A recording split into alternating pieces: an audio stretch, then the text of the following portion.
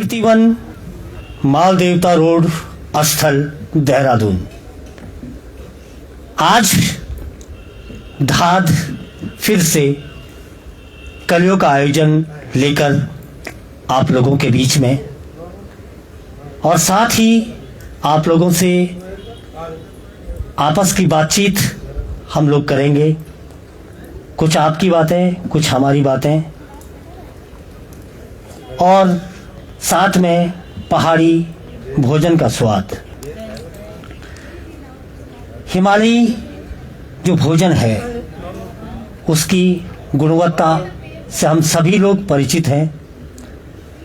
उसको आगे बढ़ाने के लिए हम लोगों ने, हमारी साथियों ने ये प्रयास किया कि इस तरीके के आयोजन से हम लोग अपने पहाड़ी भोजन से परिचित तो होते ही हैं, साथ में उसको आगे कैसे हम प्रोत्साहित करें, उसको कैसे एक बाजार उपलब्ध कराएं, ये परिकल्पना के साथ ये कलियों का आयोजन धाद के द्वारा स्मृति वन में लगातार किया जाता रहा है। और आज उसी की परिप्रेक्ष्य में हम लोग खड़े हैं स्मृति वन के इस प्रांगण में।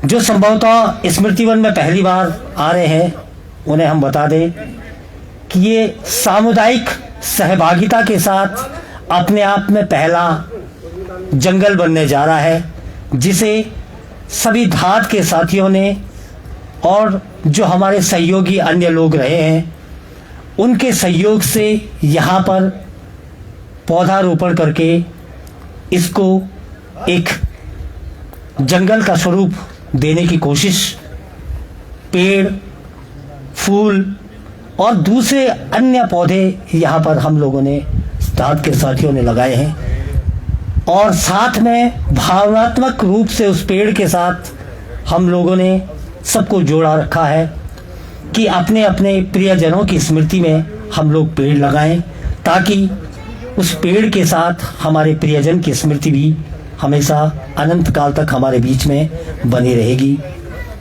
उसके साथ ये कलियों का आयोजन आप लोगों को हिमालयी जो हमारे भोजन हैं उनके साथ जोड़ने की कोशिश है।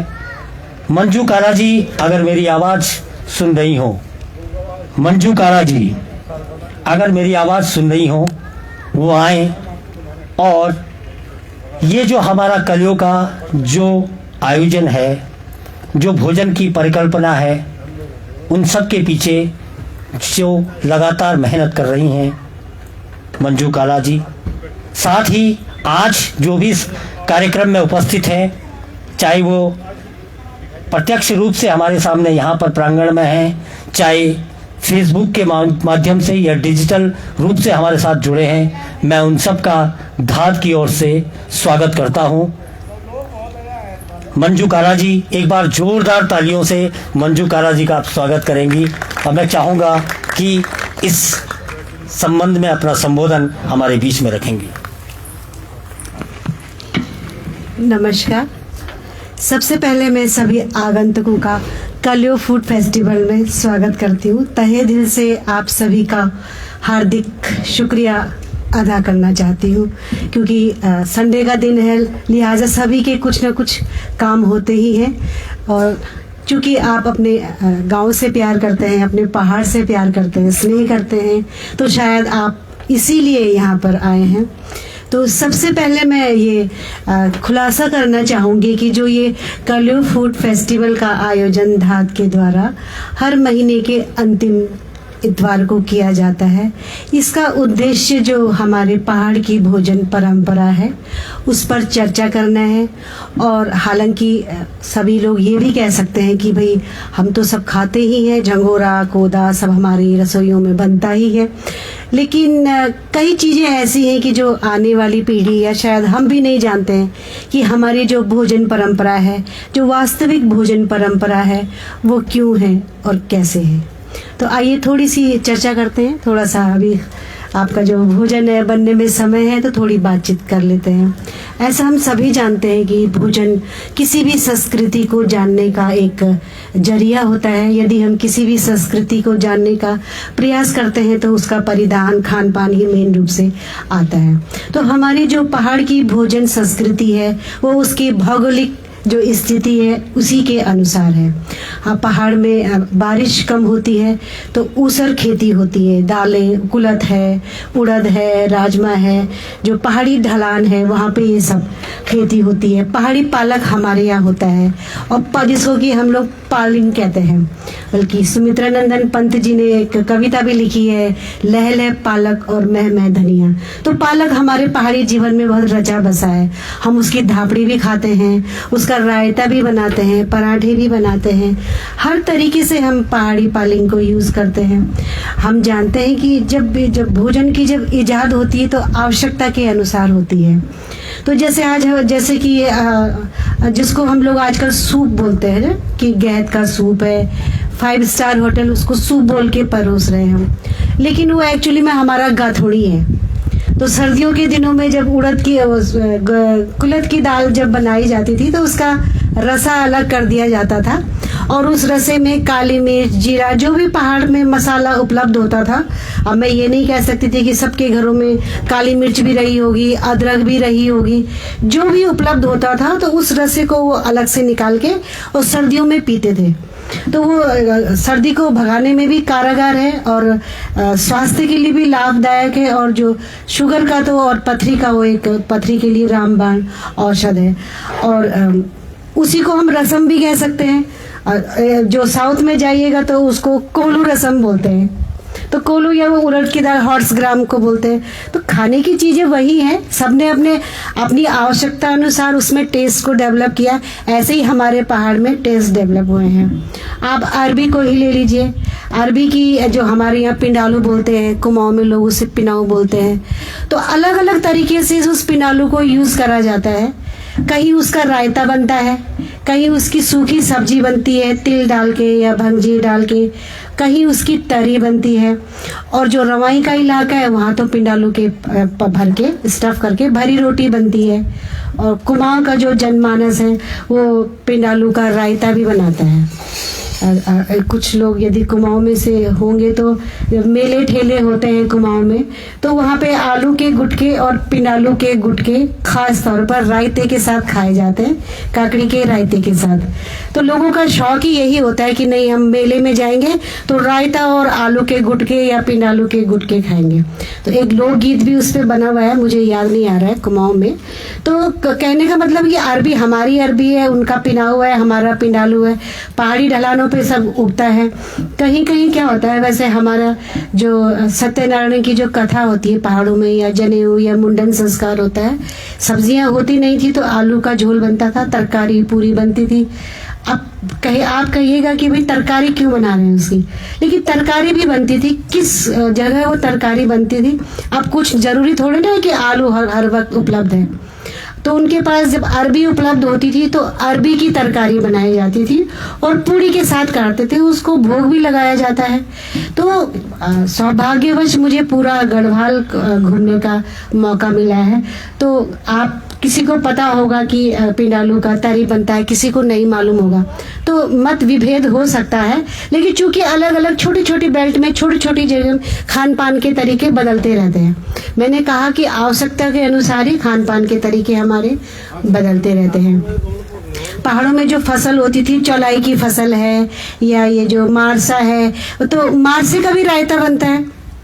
हम पहाड़ी जो है किसी भी चीज का रायता बना देते हैं।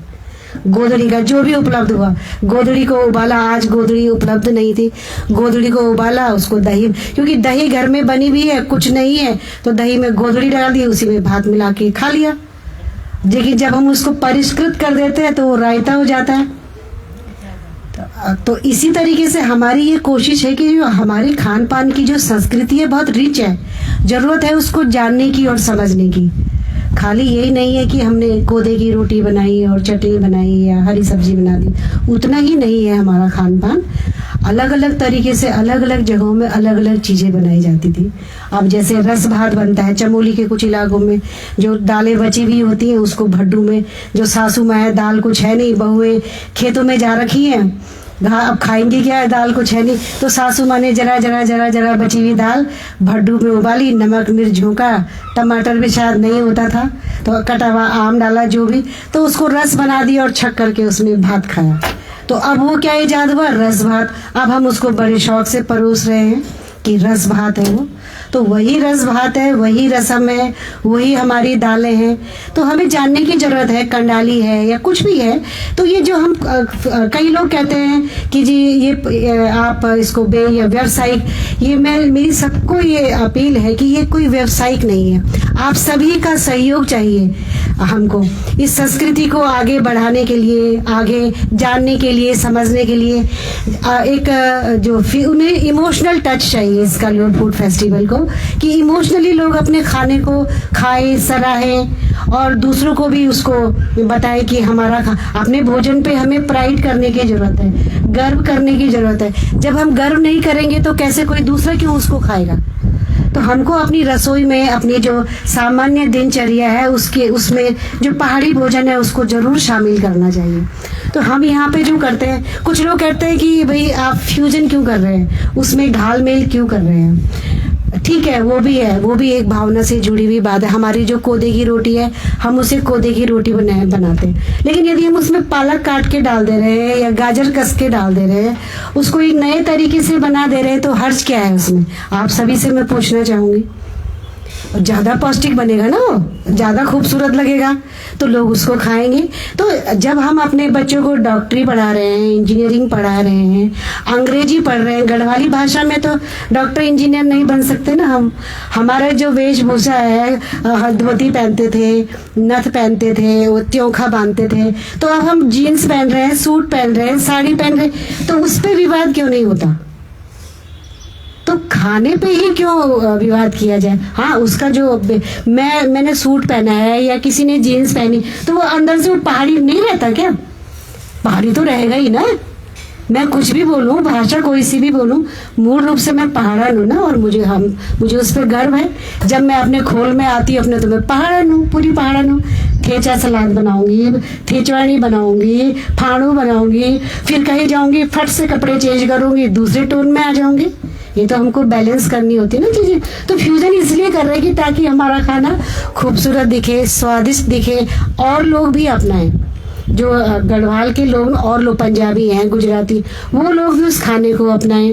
और जो हमारा शादी ब्याह में लोग बहुत पैसे खर्च करते हैं, मेनू में इतने आइटम बनाते हैं, लेकिन हम एक अपील करना चाहते हैं कि कम से कम एक दिन का मेनू, चाहे वो हल्दी हाथ का हो, चाहे वो कॉकटेल का हो या मेहंदी का, एक दिन का मेनू तो पहाड़ी भोजन का रखा जाए, ताकि हमारी पहाड़ी भोजन संस्कृति को बढ़ावा मिले।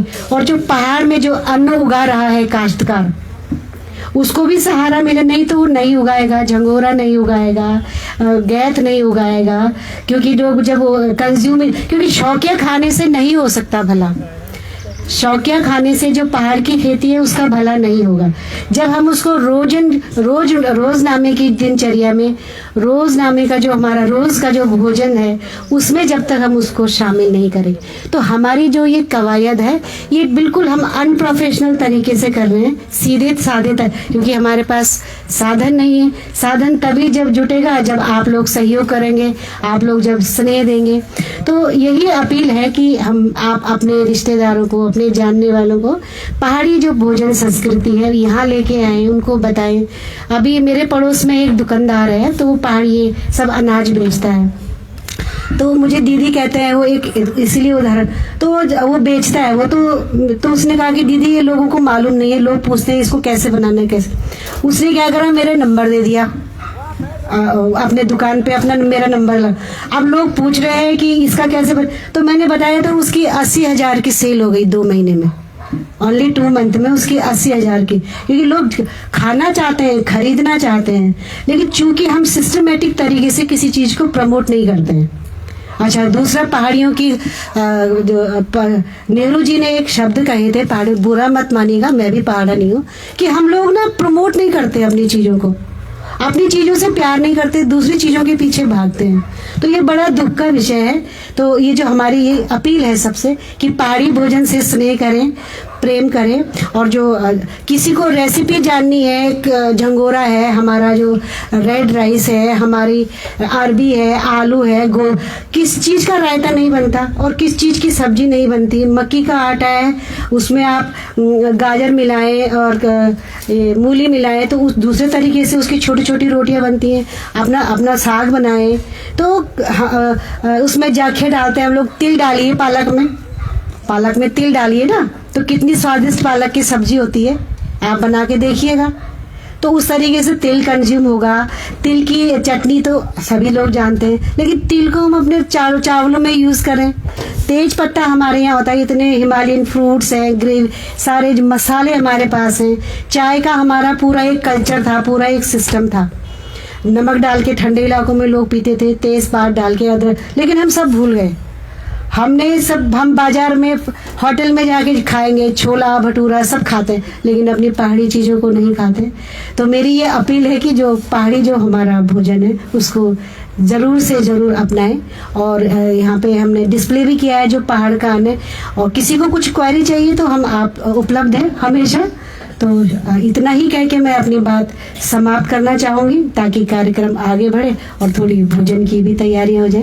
तो शुक्रिया आप सभी का एक बार फिर से। नमस्ते। धन्यवाद मंजू काला जी। आपके जो भोजन की कला है वो दूरदर्शन के माध्यम से मैंने भी कई बार, दूरदर्शन उत्तराखंड जो हमारा चैनल है उसमें भी कई बार मंजू काला जी की प्रस्तुति आती रहती है। इस भोजन के साथ साथ जो हमारे पहाड़ी उत्पाद हैं, हिमालयी जो उत्पाद हैं, उनको कैसे हम बाजार तक पहुंचाएं, ये भी हमारे बीच में एक मुद्दा है। इसी सिलसिले में हमारा ये कार्यक्रम के साथ साथ पैरेलल एक कार्यक्रम फंची का हम लोग चलाते हैं।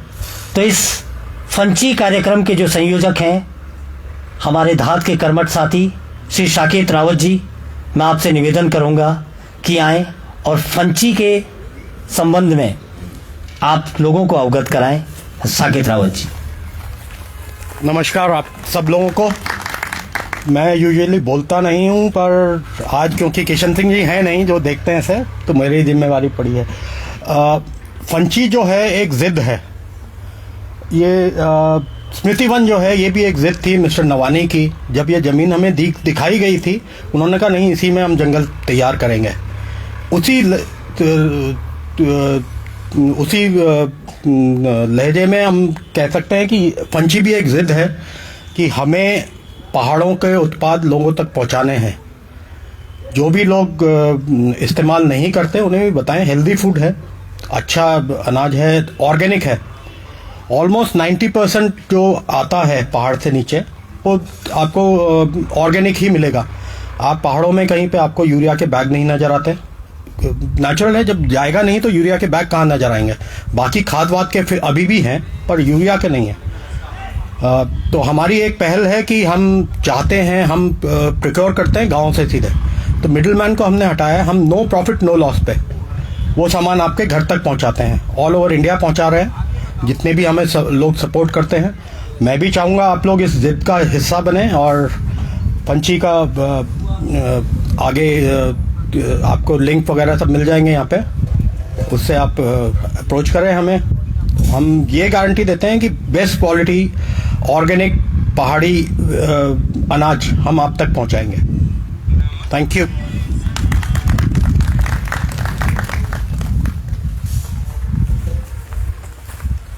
धन्यवाद साकेत भाई।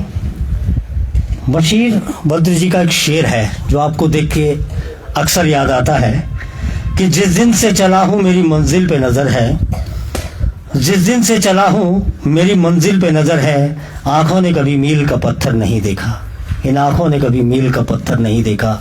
वास्तविक रूप से साकेत भाई ने जो बात कही कि जिस दिन आप पहले दिन ये जमीन देखते तो आप कभी कल्पना नहीं कर सकते कि यहाँ पर एक छोटा पौधा भी उग सके, लेकिन हमारे धात की साथियों की जिद, उनकी मेहनत का आप प्रतिफल ये स्मृतिवन देख सकते हैं।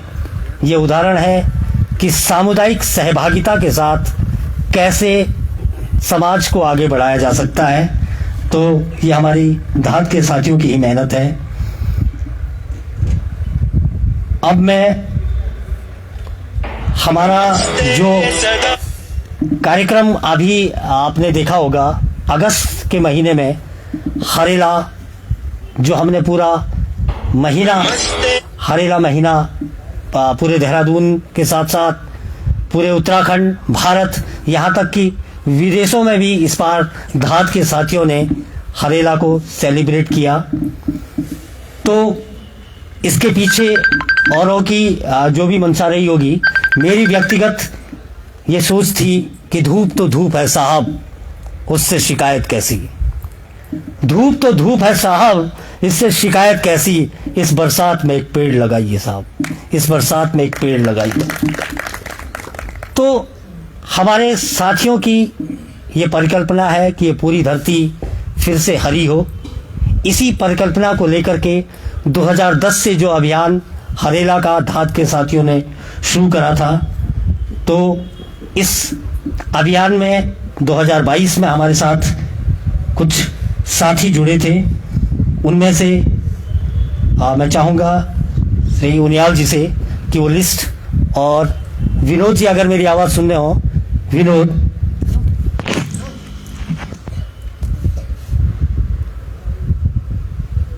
जो हमारे हरेला 2022 के जो साथी रहे हैं,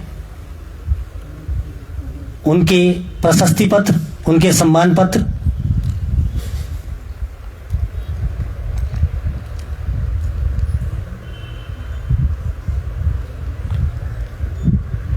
RIMT इंस्टीट्यूट के कोई साथी हैं हमारे बीच में? RIMT के हैं कुछ लोग?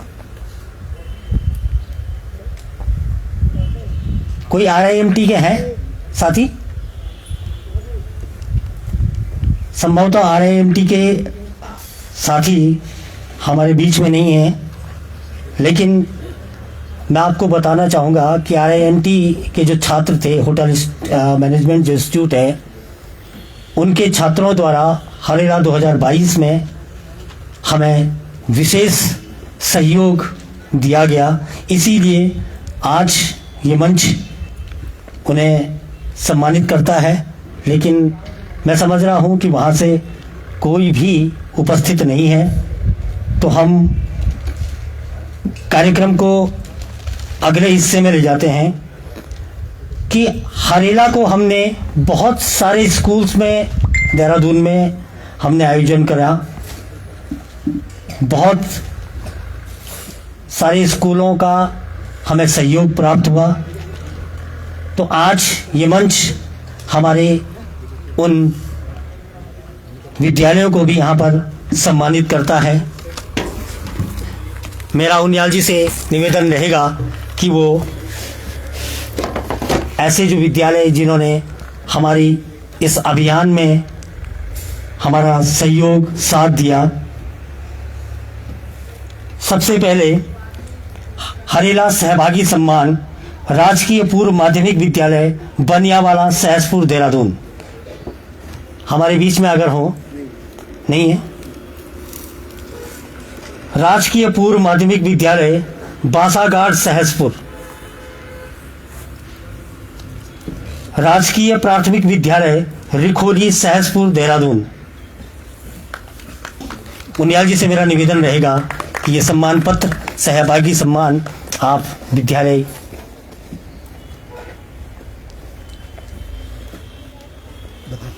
बहुत बहुत बधाइयाँ आपको। इसी तरीके से आपका सहयोग घाट को और इस धरती को हरी भरी बनाने में हमें प्राप्त होता रहेगा।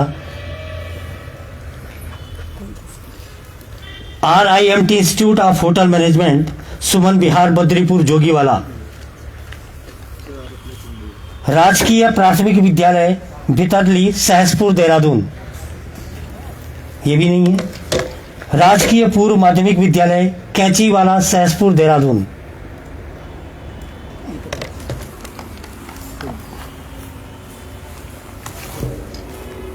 संभवतः समय की अभाव के कारण ये लोग हमारे बीच में नहीं आए, लेकिन मैं धात के तरफ से, हरेला ग्रुप की तरफ से इन सबको तहे दिल से धन्यवाद देता हूं कि आपने जिस तरीके से हमें सहयोग हरेला अभियान में दिया, आगे भी आपसे इसी सहयोग की अपेक्षा रखते हैं। अब हमारा दूसरा कार्यक्रम जो हुआ था, फूलदेई रंग प्रतियोगिता। फूलदेई रंग प्रतियोगिता में भी हम आज उन छात्रों को यहाँ पर पुरस्कृत करने जा रहे हैं। मेरा पांथरी जी से निवेदन रहेगा कि वो आए और इन छात्रों को, इन विद्यालयों को यहाँ पर प्रशस्ति पत्र देंगे। अंबिका रावत, राजीव गांधी नवोदय विद्यालय देवलधार, टिहरी गढ़वाल।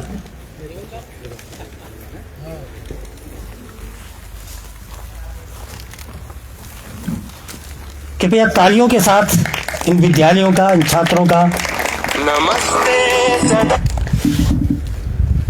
रोहित, राजीव गांधी नवोदय विद्यालय देवलधार, टिहरी।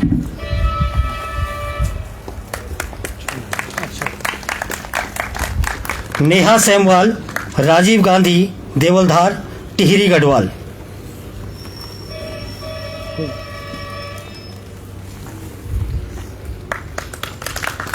पीयूष पुंडीर, राजकीय उच्चतर प्राथमिक विद्यालय किमाड़ी, देहरादून। राजकीय उच्चतर प्राथमिक विद्यालय किमाड़ी, देहरादून। आजा बेटा, आजा बेटा, आइए मैडम।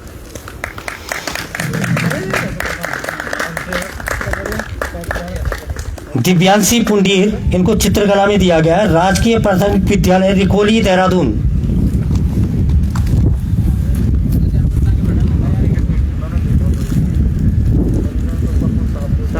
शाबाश बेटा, इस बिटिया के लिए जोरदार तालियां।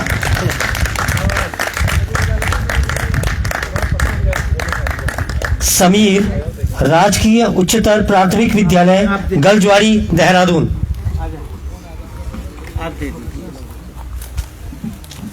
उनियाल जी से निवेदन रहेगा,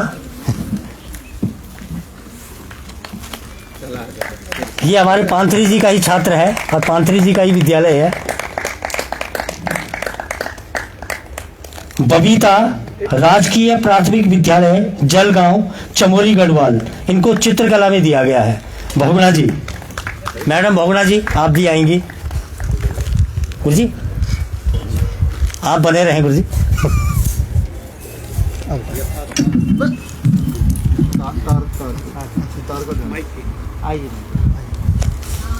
हौसला अफजाई इन बच्चों का होते रहना चाहिए।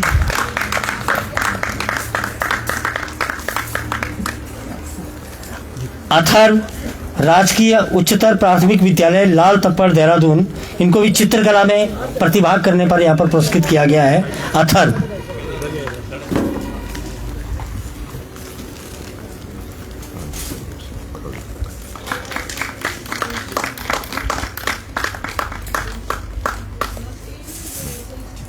Thank you sir. Momentum Anoop Gawal ji का मोमेंटम। अभी मैं लिस्ट पढ़ूंगा। ठीक है, मैं पढ़। अब मैं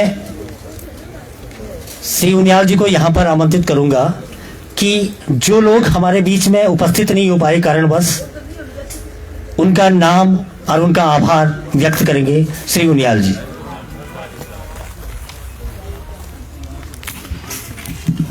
आप सभी को मेरा नमस्कार। कोना कक्षा का कार्यक्रम के बारे में आप लोग, अधिकांश लोग मेरे समझता हूँ परिचित हैं, तो उसके बारे में ज़्यादा बात करना शायद उचित नहीं होगा। फूलदेई हमारा कोना कक्षा का एक वार्षिक आयोजन के रूप में हम फूलदेई को मनाते हैं और ये कार्यक्रम हमारा पूरा 1 माह चलता है, 15 मार्च से और 14 अप्रैल तक चलता है। इस बीच हमने इसको बच्चों की रचनात्मकता से जोड़ा और इसमें कहानी, कविता, चित्रकला, वॉल पेंटिंग और ड्रामा, बाल कवि सम्मेलन, इस तरह के हम आयोजन इसमें करते हैं। इस बार कोरोना की वजह से बाकी कार्यक्रम नहीं हो पाए, लेकिन हमने चित्रकला, कहानी लेखन और कविता लेखन के लिए हमने विद्यालयों को आमंत्रित किया और हमें बहुत सारी प्रविष्टियाँ मिली। हमने हमारे जितने भी कोना कक्षा से जुड़े हुए विद्यालय हैं उन सभी में ड्राइंग शीट्स भेज करके उनमें ड्राइंग और कहानी कविताएं लेखन करवाया।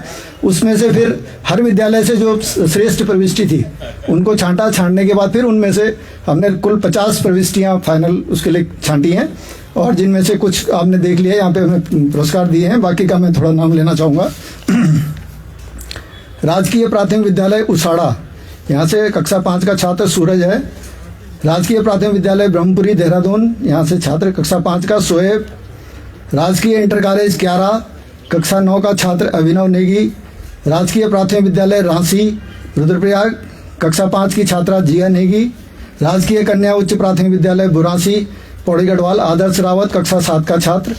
राजकीय junior high school Chamnau Jyotsna Rawat, कक्षा 8 की छात्रा। डेविड पेंटर उच्च प्राथमिक विद्यालय गुदमी चंपावत अदिति सिंह, कक्षा 7 की छात्रा। राजकीय प्राथमिक विद्यालय मालसी देहरादून से पल्लवनीस कक्षा 5। राजकीय पूर्व माध्यमिक विद्यालय धोईरा देहरादून से आरुषि चौहान, कक्षा 7। राजकीय प्राथमिक विद्यालय बल्लूपुर देहरादून से सिमरन कुमारी, कक्षा 4। राजकीय प्राथमिक विद्यालय धोईरा देहरादून से कुमारी आरुषि, कक्षा 5। राजकीय प्राथमिक विद्यालय देवर रुद्रप्रयाग से अमनजोत, कक्षा 3। राजकीय प्राथमिक विद्यालय नैल धमेली पौड़ी गढ़वाल दीक्षिता, कक्षा 5। राजकीय उच्च माध्यमिक विद्यालय अमोला पौड़ी गढ़वाल से अनुराधिका, कक्षा 8। राजकीय कन्या उच्च प्राथमिक विद्यालय देवी खाल पौड़ी गढ़वाल से कंचन। राजकीय प्राथमिक विद्यालय रामणी चमोली गढ़वाल से निखिल, कक्षा 5। राजकीय उच्च माध्यमिक विद्यालय कालीमठ रुद्रप्रयाग से अमन सिंह, कक्षा 5। राजकीय इंटर कॉलेज कंडारा रुद्रप्रयाग से प्रियांशु राणा, कक्षा 9। राजकीय उच्च आदर्श प्राथमिक विद्यालय गंगा भोगपुर पौड़ी गढ़वाल से इशिता, कक्षा 5। राजकीय प्राथमिक विद्यालय चोपड़ा 1 पौड़ी गढ़वाल से हेमंत नेगी, कक्षा 5। राजकीय प्राथमिक विद्यालय मिर्चौड़ा पौड़ी गढ़वाल से प्रियंका, कक्षा 5। राजकीय प्राथमिक विद्यालय भटोली पौड़ी गढ़वाल से तेजस्वी, कक्षा 5। राजकीय उच्च प्राथमिक विद्यालय मौग उत्तरकाशी से सुमित शाह, कक्षा 8। राजकीय प्राथमिक विद्यालय नया गांव देहरादून से हनी, कक्षा 5। राजकीय प्राथमिक विद्यालय कोठालगांव देहरादून से प्रीति, कक्षा 4। राजकीय उच्च माध्यमिक विद्यालय डांगी रुद्रप्रयाग से अंशु। राजकीय जूनियर हाई स्कूल पैंच रुद्रप्रयाग से वंशिका, कक्षा 6। राजकीय जूनियर हाई स्कूल सारी रुद्रप्रयाग से दिया नेगी, कक्षा 8। राजकीय उच्च प्राथमिक विद्यालय कोटरा संतोर देहरादून से राकेश, कक्षा 7। राजकीय प्राथमिक विद्यालय चौरखाल पौड़ी गढ़वाल से किंजल, कक्षा 5। राजकीय आदर्श प्राथमिक विद्यालय बेंजरो पौड़ी गढ़वाल से दीपाली, कक्षा 5। राजकीय प्राथमिक विद्यालय विरमौली पौड़ी गढ़वाल नताशा रावत, कक्षा 5। राजकीय प्राथमिक विद्यालय दिखोलियों पौड़ी गढ़वाल से प्रियांशी, कक्षा 3। राजकीय प्राथमिक विद्यालय जाखाल रुद्रप्रयाग से आदिया। राजकीय प्राथमिक विद्यालय ओणी पौड़ी गढ़वाल से आकांक्षा, कक्षा 5। राजकीय प्राथमिक विद्यालय कसाना पौड़ी गढ़वाल से कनिष्का, कक्षा 5। राजकीय प्राथमिक विद्यालय द्वारका टिहरी गढ़वाल से राधिका, कक्षा 5। राजकीय प्राथमिक विद्यालय खालियोंगवाड़ चमोली से मोनिका, कक्षा 5। राजकीय प्राथमिक विद्यालय गुदमी चंपावत से चांदनी भट्ट, कक्षा 5। राजकीय प्राथमिक विद्यालय मिर्चौड़ा पौड़ी गढ़वाल से अभयजीत सिंह, कक्षा 5। राजकीय कन्या उच्च प्राथमिक विद्यालय बुरासी पौड़ी गढ़वाल से सारिका, कक्षा 7। तो ये कुल इस तरह से हमने 50 बच्चों को चित्रकला, कविता और कहानी में सिलेक्शन किया और उनको पुरस्कृत किया। मैं इन सब बच्चों के उज्जवल भविष्य की कामना करता हूं और इन विद्यालयों के शिक्षकों का भी आभार प्रकट करता हूं कि उन्होंने इतनी मेहनत बच्चों को कराई है कि कक्षा 3 तक के बच्चे चित्रकला में इस पुरस्कार में शामिल हुए, बहुत बड़ी बात है। तो ये मैं शिक्षकों का भी आभार व्यक्त करूंगा, उनकी मेहनत को नमन और इसके साथ ही धन्यवाद। धन्यवाद। हम चाहेंगे कि अगले वर्ष चाहे हरेला का कार्यक्रम हो या फिर हमारा फूलदेई का, और भी विद्यालय हमारे साथ आएंगे और इस मुहिम में धात के साथ जुड़ेंगे। इसके साथ साथ धात की एक और मुहिम जो हमारे केदारनाथ आपदा, जो आप सबको मालूम है कि 2013 में जो आपदा आई, उससे जो हमारे रुद्रप्रयाग और चमोली के क्षेत्र के कुछ परिवारों की दयनीय दशा हो गई। किसी परिवार में कोई आजीविका वाला व्यक्ति जीवित नहीं था, तो हमारे धात के साथियों ने सामूहिक प्रयास से ऐसे बच्चों का चयन करा जिनकी शिक्षा दीक्षा पर व्यय करने वाला कोई नहीं था। तो हमारे धात के साथियों के प्रयास से ऐसे बच्चों का निरंतर शिक्षा और दीक्षा का कार्य चलता रहा है। इगास के दिन वो बच्चे हमारे साथ इसी प्रांगण में थे और उन बच्चों को प्रोत्साहन और हमें इस कार्यक्रम को आगे बढ़ाने के लिए जिनका सहयोग हमें मिलता रहा है, ये मंच धात का आज उन्हें प्रणाम करता है और सम्मानित करता है। तो मेरा विनोद से निवेदन रहेगा कि हमारे उन साथियों के प्रमाण पत्र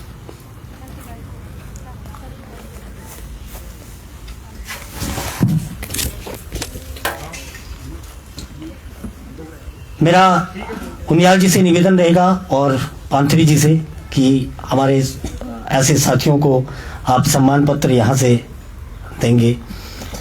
सबसे पहले श्री कमलानंद मैठाणी जी, कृपया तालियों में आप कंजूसी ना करें।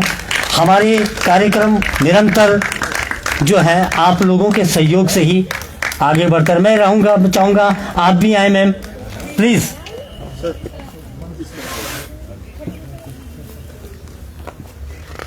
आपका सहयोग हमारे ऐसे बच्चों के लिए जिनके पास शिक्षा दीक्षा का कोई माध्यम नहीं है, उनको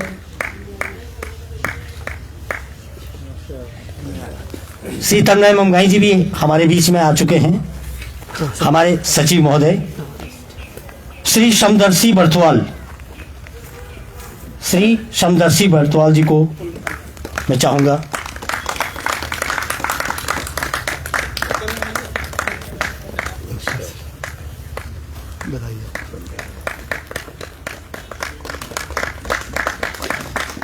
श्री अशोक उनियाल, श्री अशोक उनियाल, शिवानी सेठ, अशोक उनियाल नहीं। श्री गौतम रावत। नहीं फिर आपने फिर गलत है। ये तो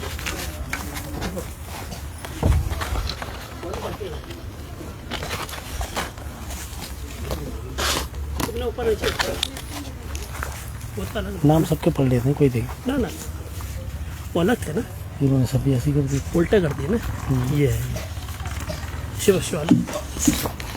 श्रीमती शिवाली सेठी, आइए मैम। श्रीमती शिवाली सेठी जी, उनके बिहार में उनकी माता जी आई हैं। आपका सहयोग निरंतर हमें मिलता रहा है।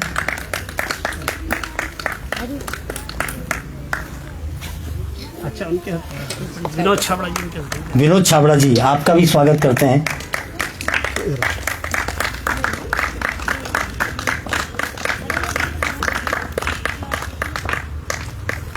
श्री सुधांशु चौधरी जी, आ रखे नहीं है। चलो ठीक है, अब फिलहाल दोबारा कर लेंगे।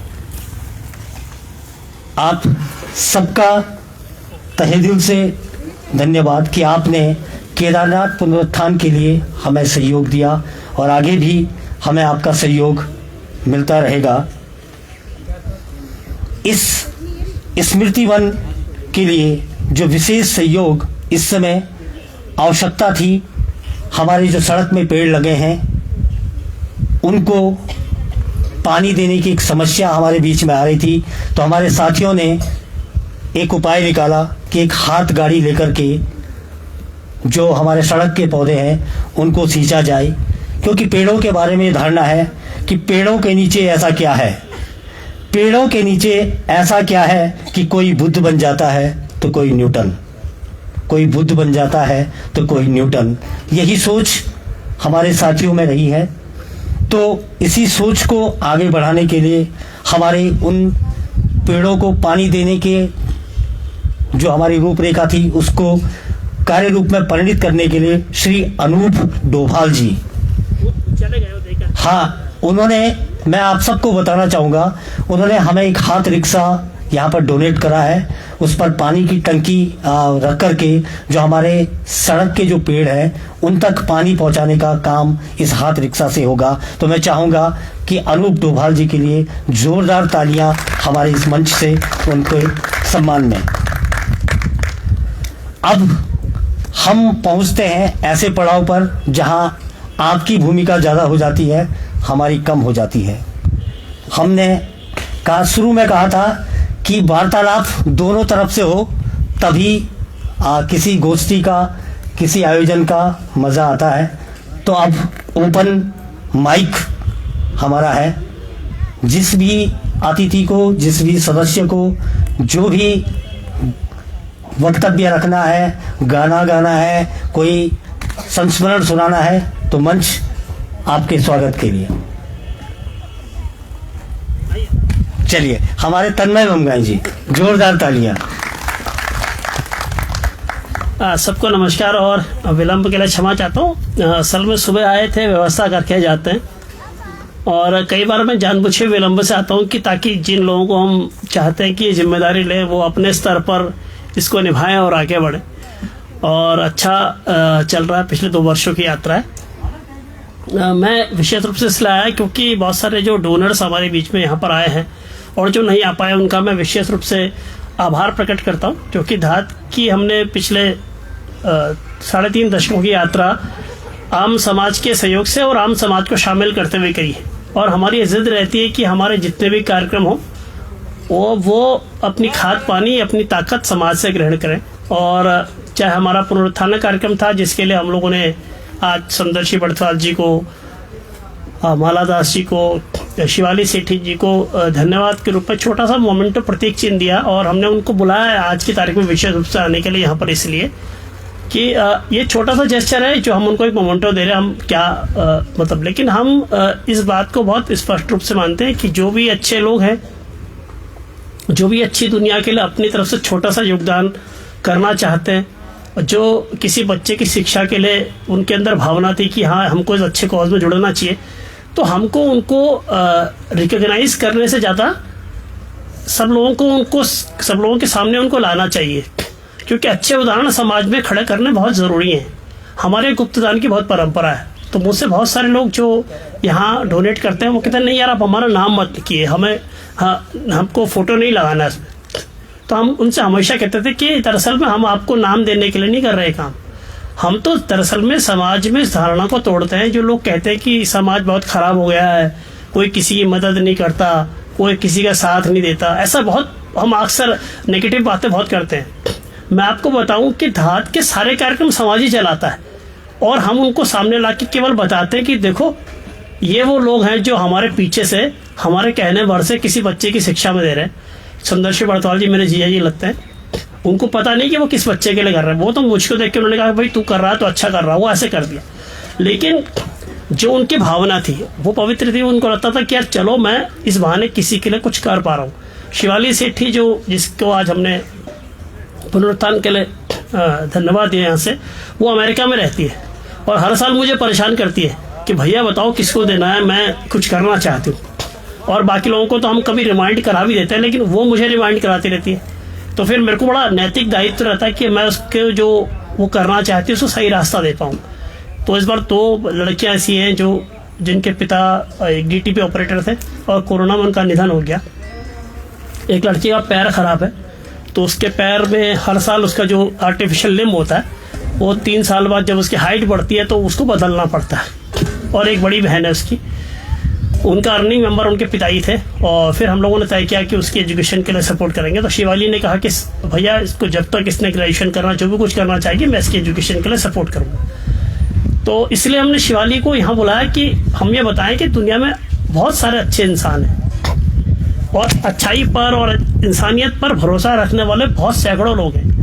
धात का जो पुनरुत्थान कार्यक्रम चल रहा है जिसके अंतर्गत हम इन बच्चों की मदद करते हैं, 2013 से चल रहा है, 9 साल हो गए।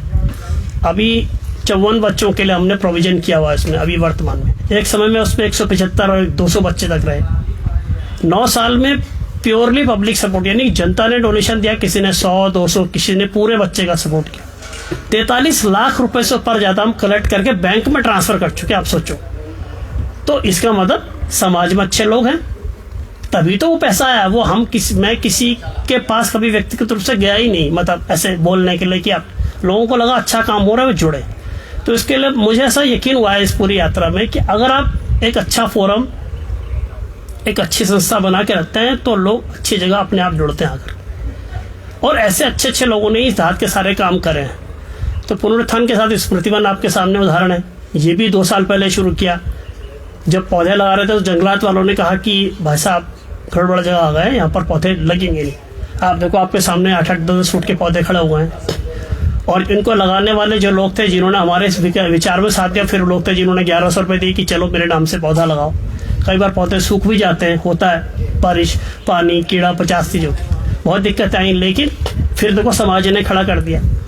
ऐसी आज कोना रक्षा के लिए मैं इस बात को इसलिए बता रहा हूँ कि जो सामने लोग बैठे हैं ना, ये मतलब मैं ये बात आपको समर्पित कर रहा हूँ जो सब बैठे हैं और जो फेसबुक पर हमें सुनते हैं, कि मतलब समाज की शक्ति में बहुत गहरा यकीन रखने की जरूरत है, और वहां से रास्ता मिलता है। संवेदनशील लोग होते हैं। कोना रक्षा का देखिए वो कार्यक्रम, हमने लोगों से कहा कि अपने गाँव के स्कूल में किताबें भेजिए और किसी कॉज से जुड़िए, और आप देखो कि वो 550 स्कूलों के पहुंच गया।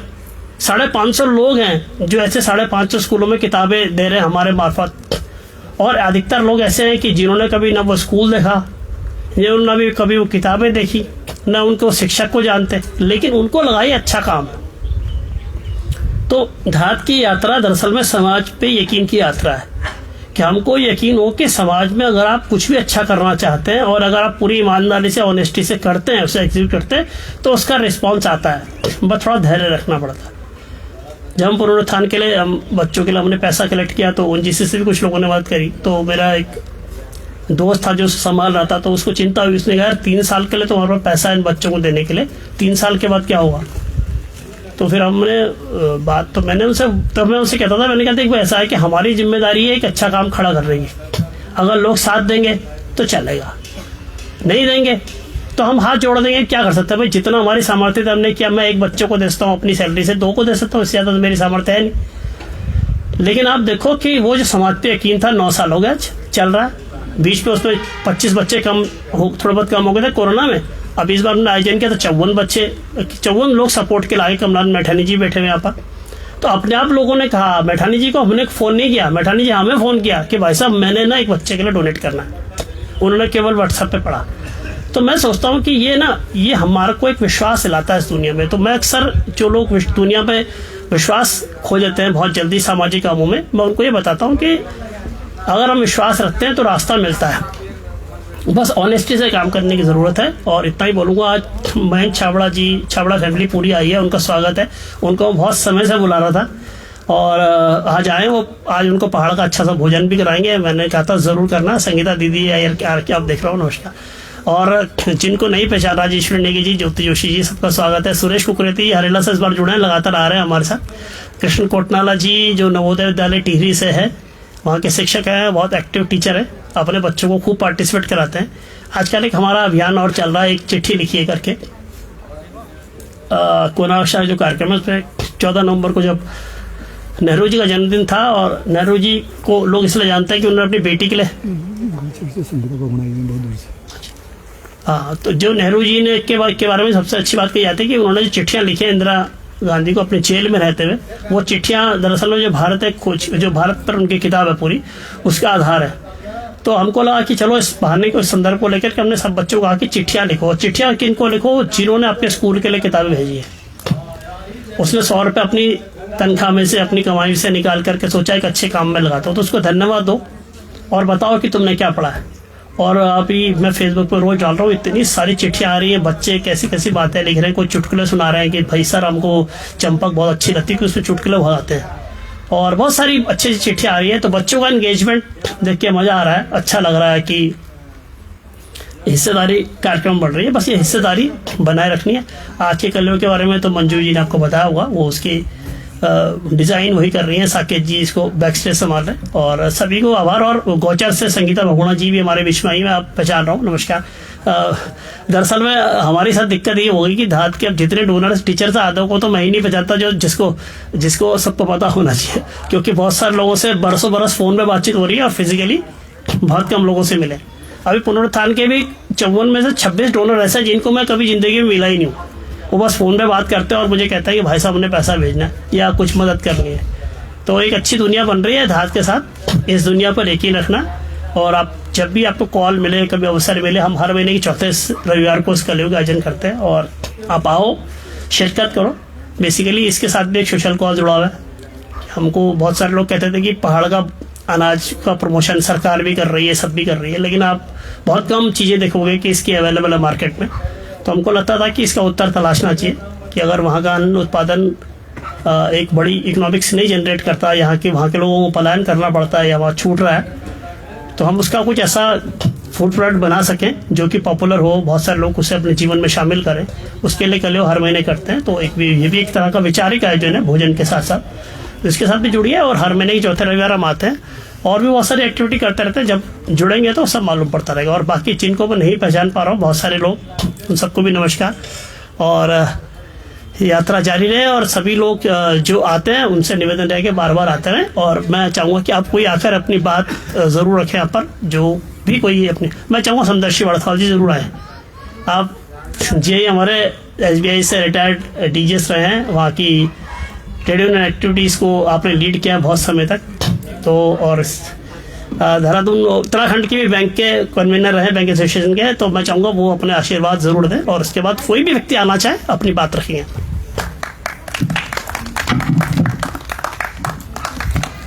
धन्यवाद साथी तन्मय। सभी साथियों को नमस्कार। मैं धात को सबसे पहले बधाई देता हूं, धात के साथियों को बधाई देता हूं, धात में किसी भी रूप में शिरकत करने वाले लोगों को बधाई देता हूं और धन्यवाद करता हूं कि समाज के विभिन्न क्षेत्रों में धात ने अपनी सहभागिता यहाँ शुरू करी है। चाहे वो एजुकेशन का मामला हो, केदारनाथ आपदा के समय से शुरू होकर के अभी 2 साल पहले ये स्मृति वन का मामला है, हरेला का मामला बहुत शिद्दत के साथ उठाया गया और उसका इतना दबाव बनाया गया सरकार तक कि सरकार ने भी इसको एक तरह से मान्यता दी है उस दिन छुट्टी डिक्लेयर करके। तो ये हरेला की जिद की जीत कहूंगा मैं इसको। इसी प्रकार से अब कोना कक्षा का काम है, बच्चों के लिए चित्रकला, कहानी, कविता, पोस्टर, इस तरह की प्रतियोगिताओं का काम है। ये जो कलियों का आयोजन आज किया जा रहा है, इसके मार्फत एक बड़ी दृष्टि को धात ने सामने रखा है कि पहाड़ी क्षेत्रों में जो कुछ भी अनाज इत्यादि पैदा होता है उसको किस प्रकार से हम कॉमर्शलाइज कर सकते हैं, किस प्रकार से उसको हम पॉपुलर कर सकते हैं कि वो अनाज वहाँ पे पैदा भी हो और लोगों तक पहुँचे और हमारे खान पान का हिस्सा बने। पहले तो पहाड़ों में यह आम भोजन में शामिल था, लेकिन पलायन के साथ हम लोगों की कई चीज़ों में परिवर्तन आया, रहन सहन में, खान पान में।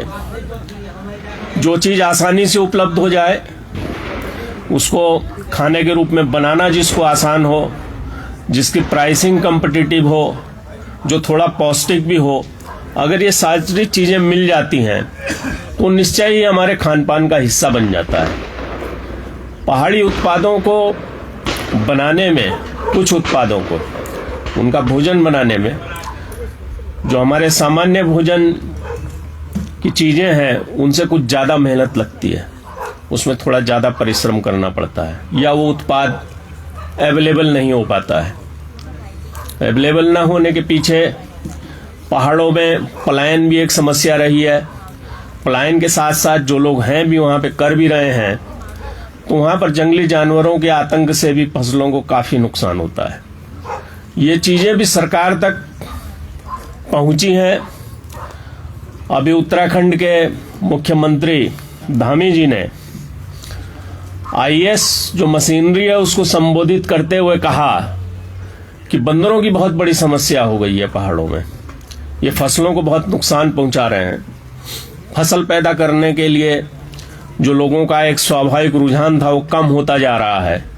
तो IAS मशीनरी इस मामले को देखे कि इससे हम कैसे छुटकारा प्राप्त कर सकते हैं। बहुत जगह से ये परेशानियां सामने आई तो मुख्यमंत्री ने ये बात उस खेमे तक पहुंचाई, लेकिन हमारा ये मानना है कि निर्णय तो राजनीतिक मशीनरी को लेने हैं। जो सरकारी मशीनरी है उसके ऊपर जो राजनीतिक मशीनरी है, जो हमारे एमएलए वहां पर बैठे हुए हैं, जो मंत्रीगण बैठे हुए हैं, जो चीफ मिनिस्टर बैठे हुए हैं, विधानसभाओं में जाकर के जो बहुत सारे विधेयक राज्य के हित में पास होते हैं, उसी में इस मामले को भी शामिल होना चाहिए कि पहाड़ों में जो फसल के लिए जंगली जानवरों का आतंक है, उसको दूर करने के लिए क्या किया जा सकता है। पहले विचार विमर्श वहां पे होना चाहिए, वहां से कोई गाइडलाइन तय हो करके और तब मशीनरी के लेबर पे अप्लाई करने के लिए कहा जाना चाहिए। लेकिन इतना तो हुआ है कि मुख्यमंत्री ने उस गेंद को एक पाले में तो फेंक दिया है, चाहे वो आईएएस की मशीनरी हो। जनता के बीच से तो बार बार ये डिमांड उठती रहती है, पहाड़ों से भी। जो मेरा गांव है, मेरे आसपास के गांव हैं, वहां भी एक बड़ी समस्या बन गई है, पलायन भी समस्या है। लेकिन जो लोग वहां पे रह भी रहे हैं, वो इवन सब्जी भी नहीं उगा पाते हैं बंदरों और लंगूरों और सुअरों के डर से। वो आके सारी फसल बर्बाद कर देते हैं। और आपने 10 दिन, 20 दिन, महीना भर जो फसल वहां पर तैयार करी, जब अंकुर फूटे, पत्तियां निकली, तो तब तक बंदरों और सुअरों ने उसका नाश कर देना है। तो मैं इसलिए कह रहा था कि जो कलियों वाला मामला है, इसके बहुत सारे एस्पेक्ट हैं। आसानी से उपलब्धता हो, भरपूर उपलब्धता हो, कॉम्पिटिटिव प्राइस हो उसका, जो अन्य भोजन के उत्पाद हैं उसके मुकाबले में। धात का ये एक अच्छी पहल है और कुछ दुकानें भी इससे संबंधित, इन उत्पादों से संबंधित देहरादून के क्षेत्रों में खुली हैं। अभी एक विज्ञापन चला करता है खुकसाल जी की दुकान, उनकी दुकान जो है शायद कोटद्वार में थी पहले, या वहां भी होगी। तो कोटद्वार की दुकान से हम यदा कदा वहां सामान लिया करते थे। बड़े स्तर पे यहाँ पे उन्होंने उस काम को किया है। पहाड़ी उत्पाद अन्य जगहों पर भी मिलते हैं। सवाल यह है कि हम उसमें रचे बसे, जैसे कोदे की रोटी है या झंगोरा है। उड़द के तो चैसों और फाड़ों को काफी लोग यहाँ देहरादून में भी बनाया करते हैं, लेकिन वो फ्रिक्वेंटली नहीं बन पाता है, मेहनत मांगता है। दाल तो अरहर की दाल को कुकर में डाला तुरंत से पक जाती है, लेकिन अगर आप फाड़ों और चैसू बनाएंगे तो उसके लिए आपको अतिरिक्त समय देना पड़ेगा। तो कम से कम इसको वीकली, या जो हमारे त्योहार इत्यादि चलते हैं, या हमारे यहाँ जो विभिन्न प्रकार के संस्कार और फंक्शन होते हैं, उसमें हम इसको शामिल कर सकते हैं। और जो इससे भोजन से संबंधित जो रेसिपीज तैयार करते हैं, जो डिशेज तैयार करते हैं, उन लोगों के पाले में भी ये बॉल है कि वो इन उत्पादों से आसान और पौष्टिक भोजन कैसे तैयार किया जाए, उसकी रेसिपी को तैयार करके सामने रखें, धात के सामने रखें। धात उसको आगे ले जाकर के समाज में आगे फैला सकता है। धात की जो शाखाएं, प्रशाखाएं और जड़ें हैं, वो आज उत्तराखंड में और उत्तराखंड से बाहर भी देश में और कहीं कहीं विदेशों में भी काफी अच्छे स्तर तक फैल चुकी हैं। चूंकि मामला आज का कलियों का भी एक मुख्य मामला, मुख्य कार्यक्रम यहाँ पे रखा गया है, तो उस पर कुछ बातें कहना मैंने यहाँ पर उचित समझा। किस प्रकार से इसको हम अपनी दिनचर्या में आसानी से शामिल कर सकें, उसमें क्या क्या कठिनाइयां आ सकती हैं, उनसे कैसे पार पाया जाए। हरेला के अतिरिक्त अभी धात ने हमारे यहाँ जो समाज में कठिनाइयां आती हैं, चुनौतियां आती हैं, एक हत्या हुई ऋषिकेश में, उसने सारे जनमानस को झकझोर दिया। और उत्तराखंड को यूं एक शांत इलाका माना जाता है, कुछ तराई के क्षेत्रों को अगर छोड़ दिया जाए, लेकिन वो बहुत झकझोरने वाली घटना थी।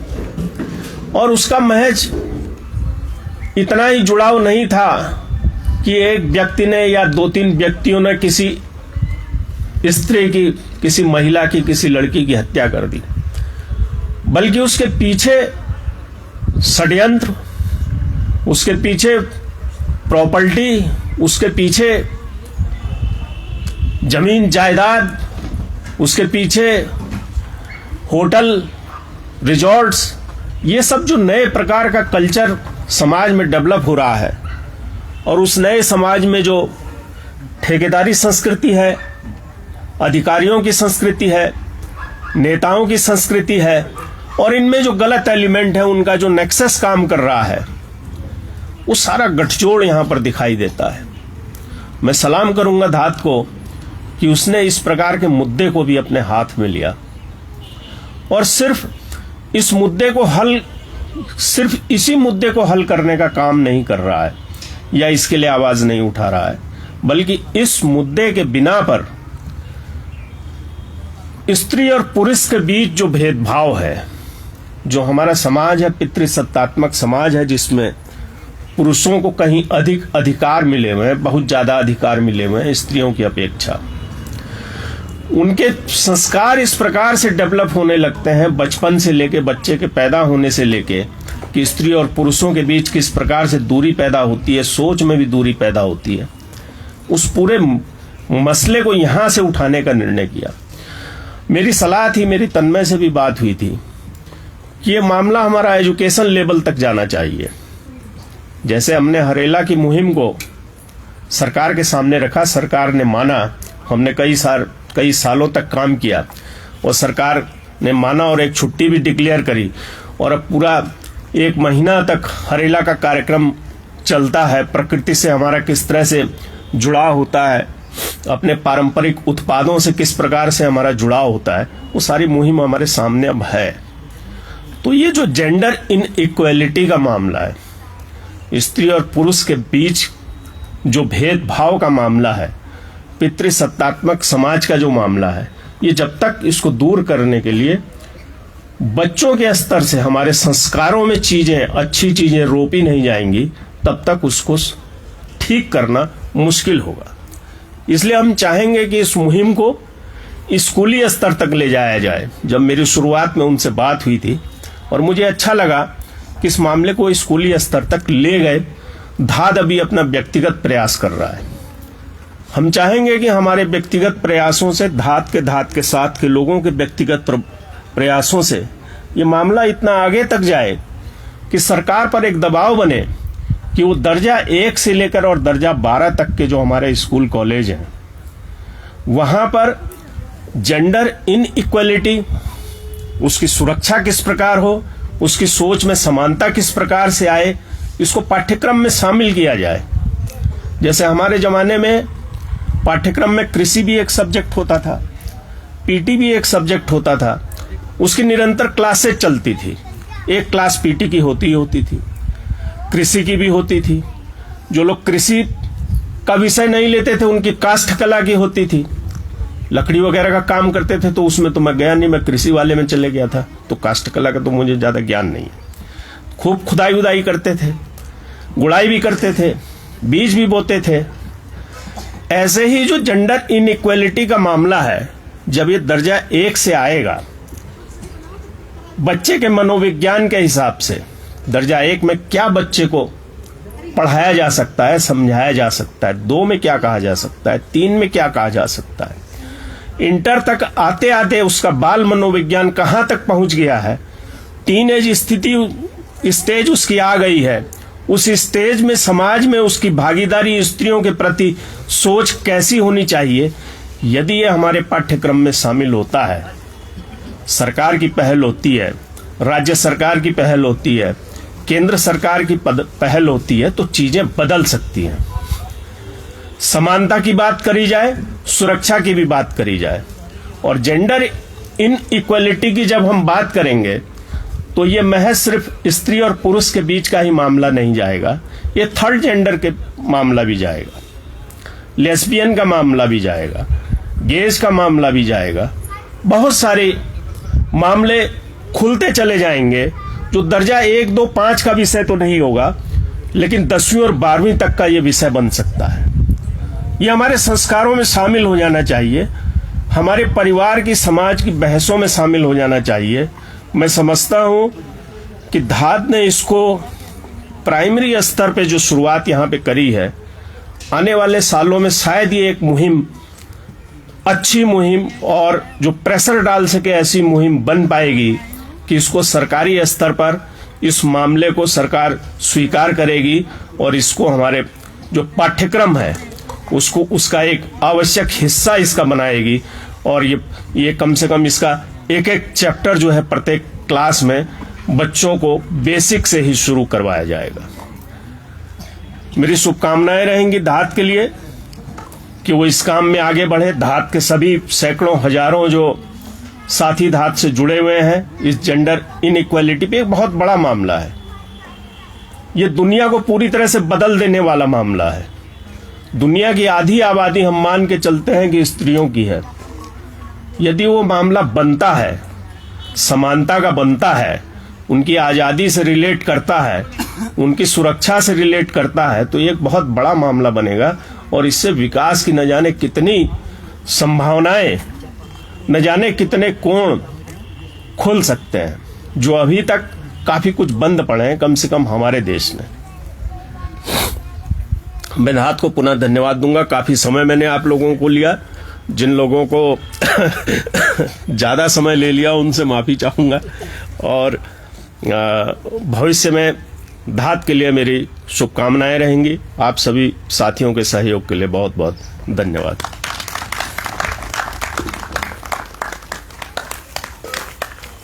धन्यवाद सर। आपका आशीर्वाद और मार्गदर्शन हमारे साथियों के लिए प्रेरणादायक होगा। हम लोग आगे भी इसी तरीके से बढ़ते रहेंगे। हमारे बीच में हमारे मार्गदर्शक डॉक्टर जयंत नवानी जी, आपका भी स्वागत है। आपका आशीर्वाद हमेशा हमारे कार्यक्रमों में मिलता रहता है। और हमारे एक साथी बहुत दूर से जापान से हमारे बीच में हैं, श्री कुंदनलाल रोडोला जी, आपका भी हम धात की तरफ से स्वागत करते हैं।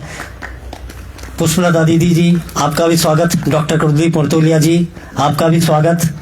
गौड़ जी, श्री शास्त्री जी, जगदीश पुरोहित शास्त्री जी, जिनका भी मतलब हम नाम नहीं लेते हैं, सबका इस कार्यक्रम में स्वागत है। और ये ओपन माइक इसलिए है कि आप लोग अपने विचारों को हम लोगों को दीजिए, ताकि हम आपके विचारों को धरातल पर उतार सकें।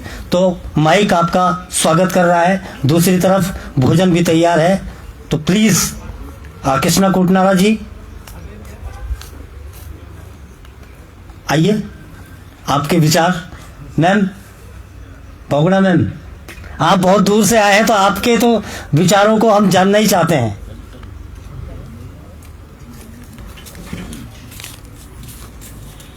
कोई भी है जो अपने विचारों को व्यक्त करना चाहता है, ये ओपन माइक है। आप अपने विचारों की अभिव्यक्ति इस मंच के माध्यम से कर सकते हैं।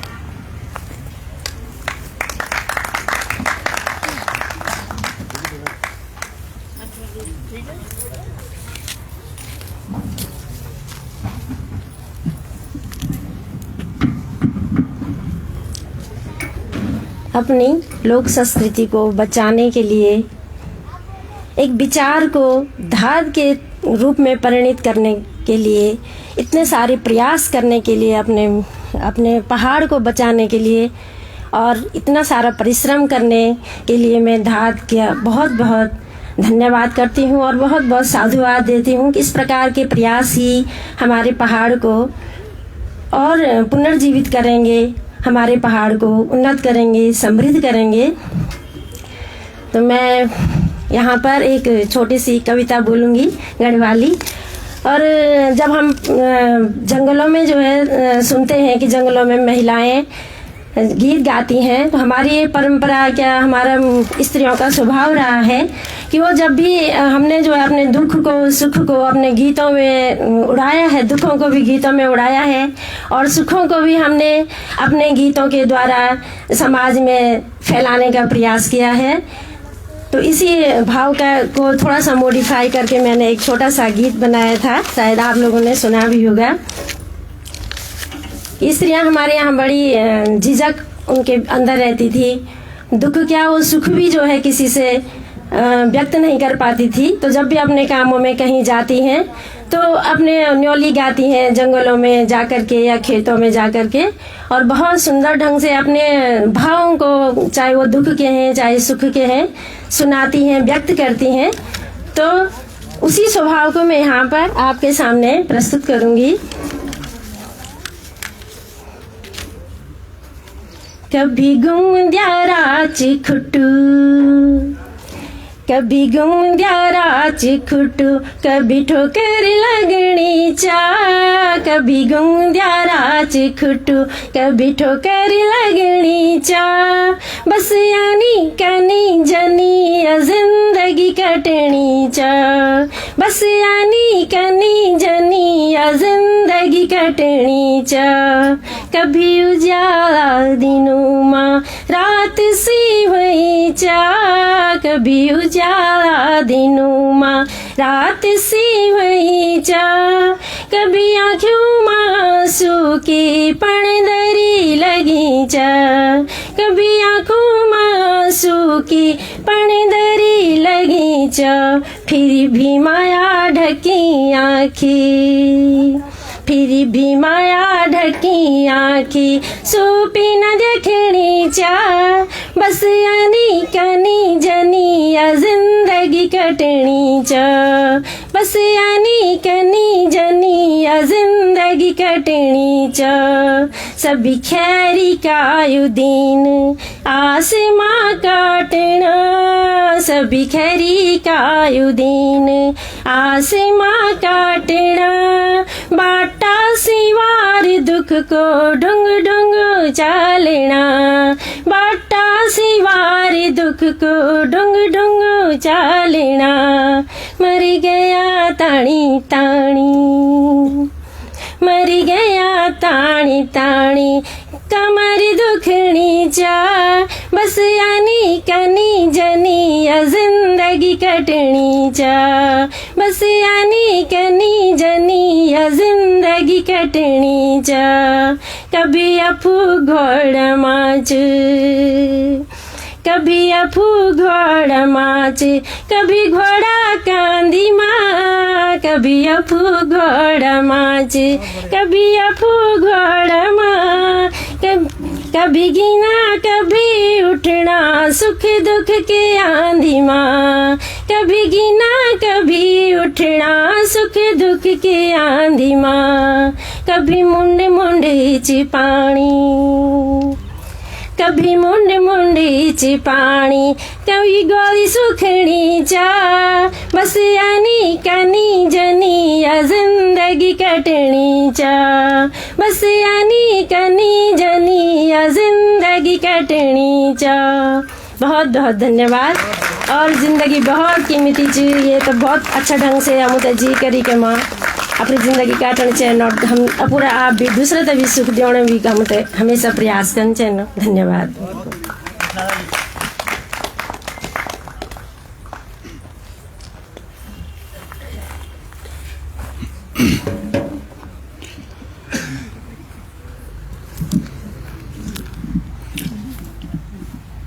बहुत बहुत धन्यवाद।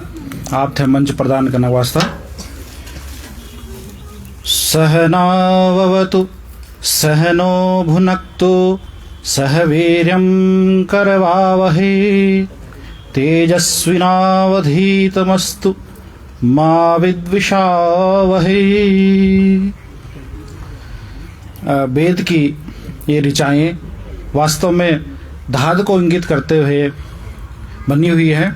इसका सामान्य अर्थ है कि आओ हम सब मिल करके, सहनावतु मिल के रहें, सहनो भुनक्तु जैसे यहाँ पे भोजन बना हुआ है तो हम सब मिल के भोजन करें, और इस उन्नति या जो सत्कर्म है, अच्छा कार्य है, सहवीर्यम करवावहै, अपना जो तेज है उसको बनाए।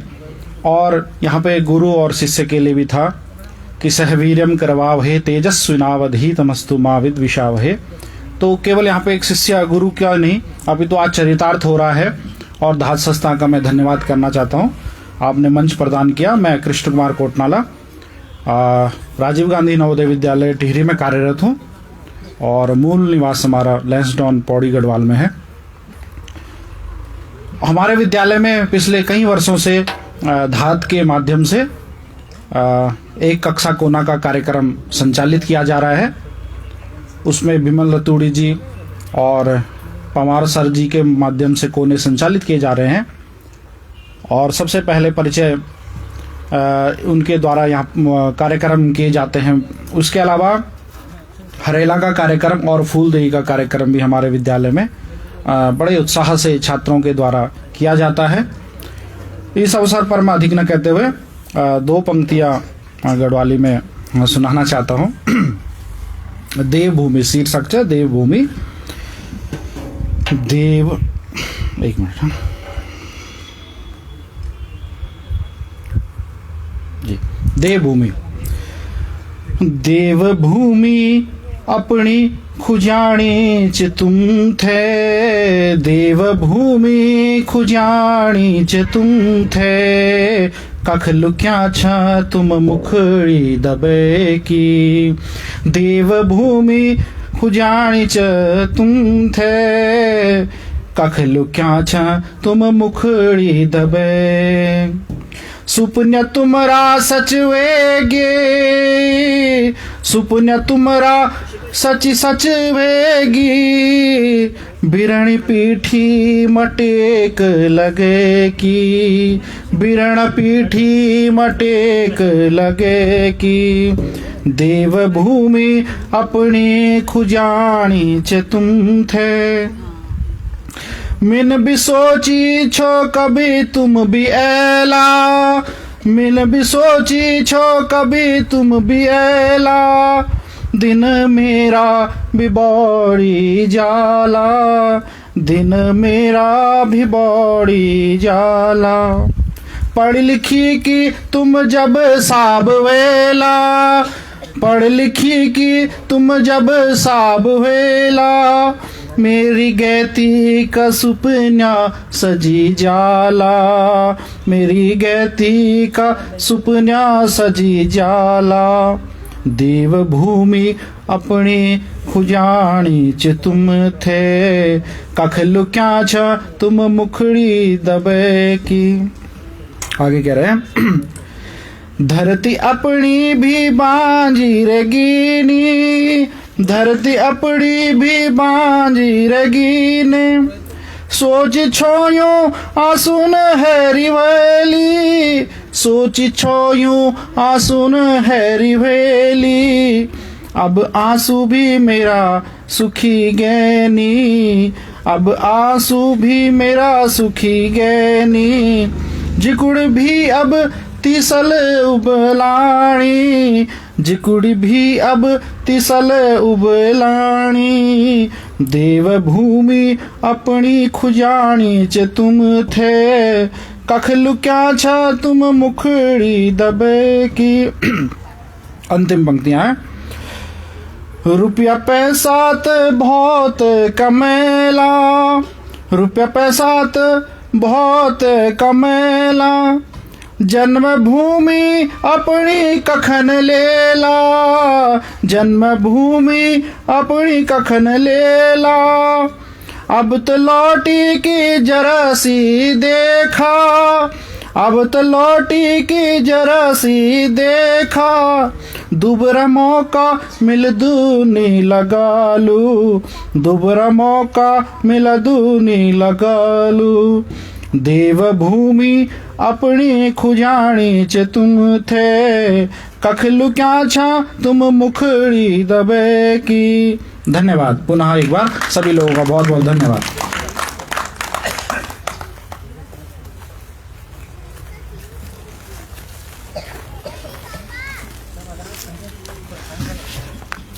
मंच देने के लिए बहुत बहुत आभारी हूँ मैं, और सभी आगंतुकों को मेरा नमस्कार, प्यार, जो छोटे हैं उनको मेरा प्यार।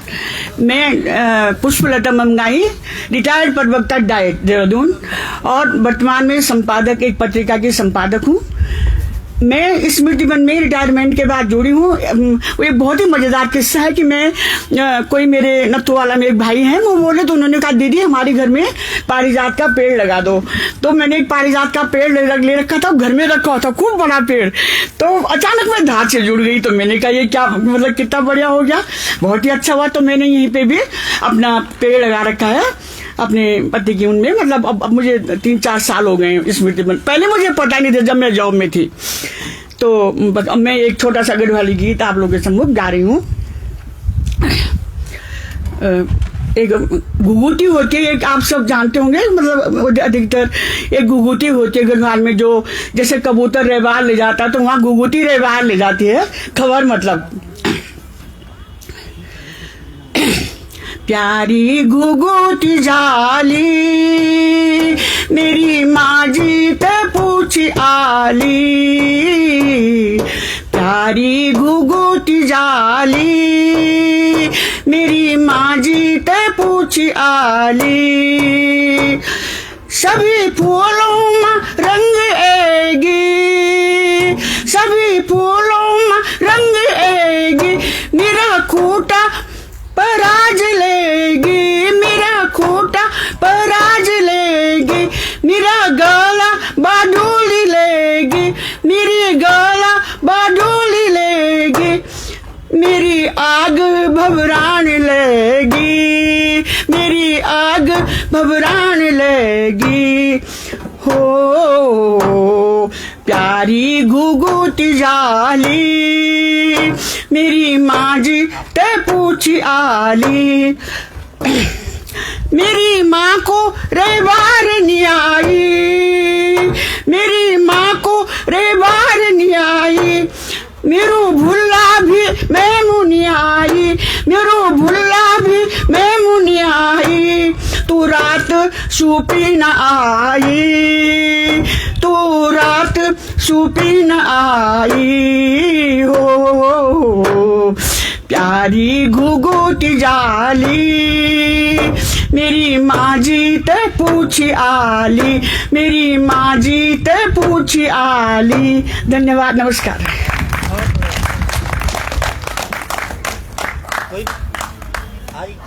जब तक भोजन लगता है तब तक आ जाओ।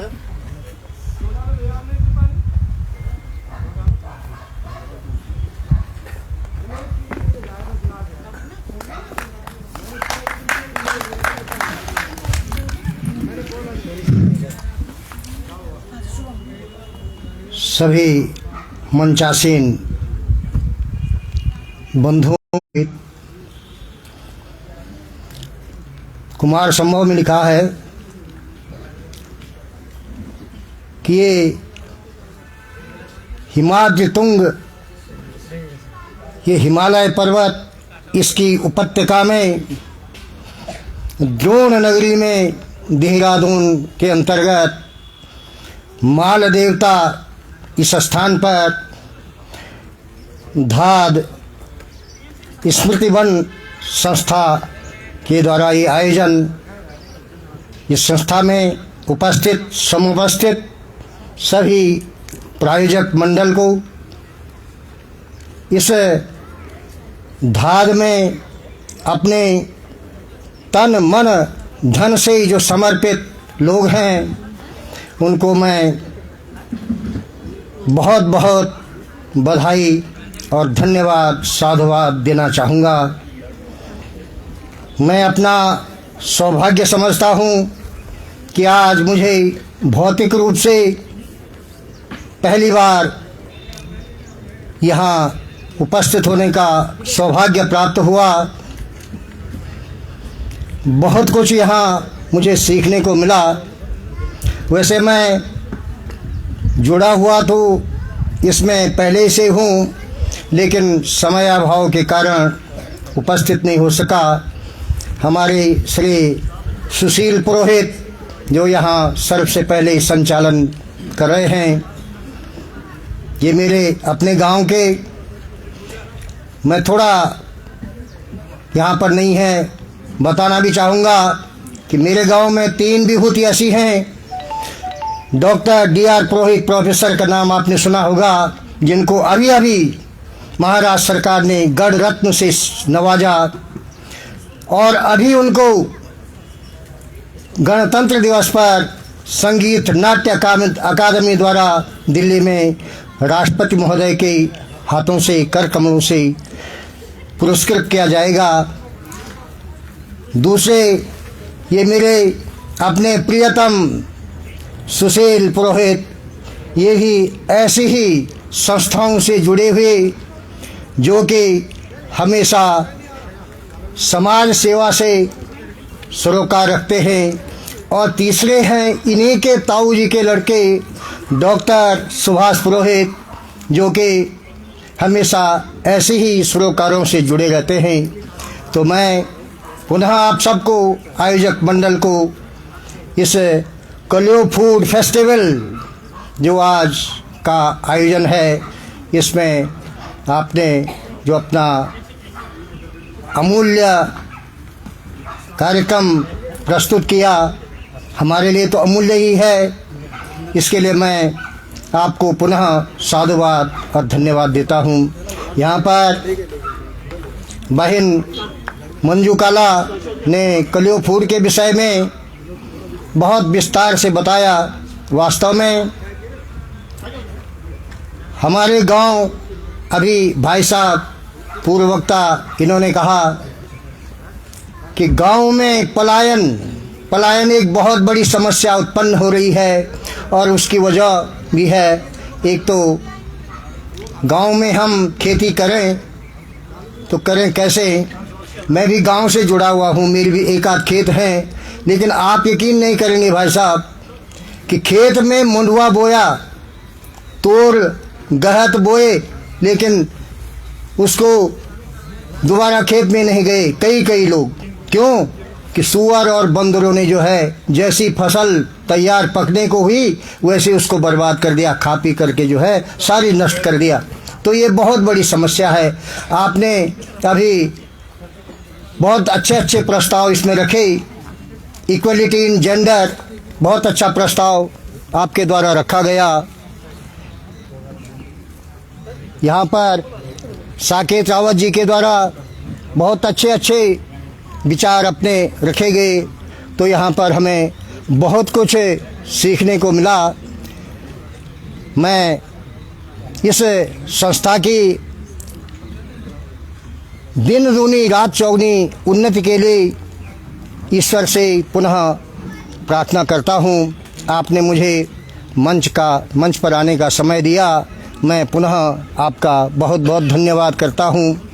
ऐसी संस्थाएं कहते हैं, भाग्योदयेन बहुजन्म समर्जितेन सत्संगमं च लभते पुरुषो यदा वे अज्ञान हेतु कृत मोह मदान्धकार